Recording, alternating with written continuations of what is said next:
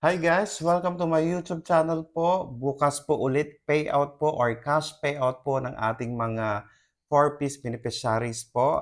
Ayan, sa January 16, 2025 po, pakicheck na po yung mga categories. Babasahin po natin. Okay, ang payout ng cash grants para sa mga beneficiaries ng Conditional Cash Transfer CCT program or Pantawid Pamilyang Filipino Program 4-piece ng DSWD ay nakaschedule sa Huwebes, Thursday, January 16, 2025 po via ATM withdrawals po sa mga piling Land Bank Servicing Branches po. Ito po yung mga schedule sa mga region po guys. We have P1 2023 RCCT and additional 4-piece L3 HHS1 CVS regular. We have 4 initial regular, 18 retro payment for reactivated HSS, SWDI 1 and 2, additional 4-piece listahan 3 HHS retro sa mga region po ng 1, 2, 3, 4A, 5, 6, 7, 8, 9, 10, 11, 12 NCR, CAR, Mimaropa, Caraga, and BARM. Para po sa ating P2 2023 RCCT and additional 4-piece HS1 CVS regular 18 retro payment for reactivated HHS SWD1 and 2 additional 4-piece listahan 3 HS retro. Nandyan po ang regions 1, 3, 5, 6, 7, 8, 9, 10, and BARM. Ayan po.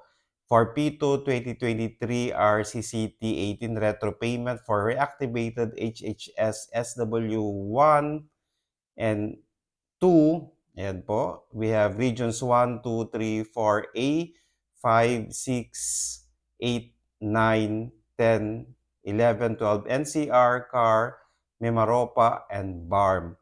Para po sa ating P3 2023 RCCT and additional 4-piece L3 HHS1 CVS regular 18 retro payment for reactivated HHS SWD 1 and 2, additional 4-piece listahan 3 HHS retro. Nandyan po ang regions 1, 2, 3, 4A, regions 5, 6, 7, 8, 9, 10, 11, 12 NCR, Mimaropa, Caraga, and BARM.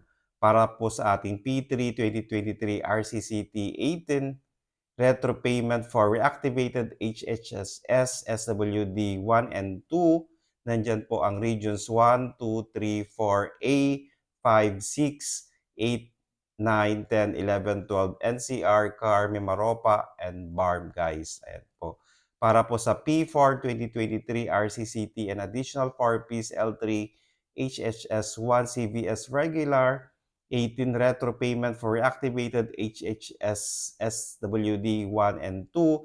Yan po ang regions 1, 2, 3, 4A, 5, 6, 7, 8, 9, 10, 11, 12 NCR, Mimaropa, Caraga, and BARM. Para po sa P4 2023 RCCT 18 retro payment for reactivated HHS SW1 and 2. Nandyan po ang regions 1, 2, 3, 4A, 5, 6, 7, 8, 9, 10, 11, 12. Ayan, NCR, CAR, Mimaropa, and BARM. For P1 2022 RCCT and additional 4-piece L3 HHSS Retro Batch 35.2 Retro Manual GRD. Nandyan po ang regions 2, 6, 8, 9, NCR, and BARM. For P2 2022 RCCT and additional 4-piece L3 HHS Retro Batch 35.3 Retro Manual GRD. Nandyan po ang regions 1, 2, 6, 8, 9, NCR, and BARM. For P4 2022 RCCT and additional 4-piece L3 HHSS Retro Batch 35.5 Retro Manual GRD. Nandiyan po ang regions 2, 6, 8, 9, NCR, and BARM. For P5 2022, additional 4-piece L3 HHS Retro Batch 35.6 Retro Manual GRD. Nandyan po ang 1, 2, 6, 8, regions 9, and BARM.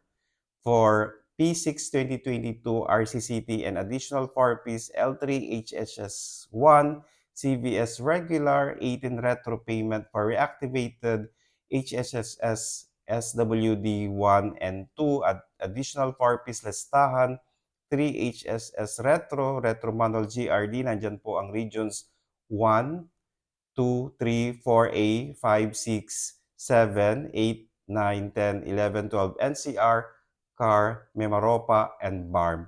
And last po, for P6 January 2022-2021, additional 4 piece L3 HHS Retro Batch 3, 35.1, nandyan po ang regions 2, 6, 8, 9, and BARM, guys. So ito po yung mga categories po at ito po yung mga region po na makakapag-payout tomorrow po, January 16, 2025 po. Please do not forget to subscribe, like, and share para po lagi po kayong updated sa ating mga videos. Maraming salamat po and stay safe. Bye-bye!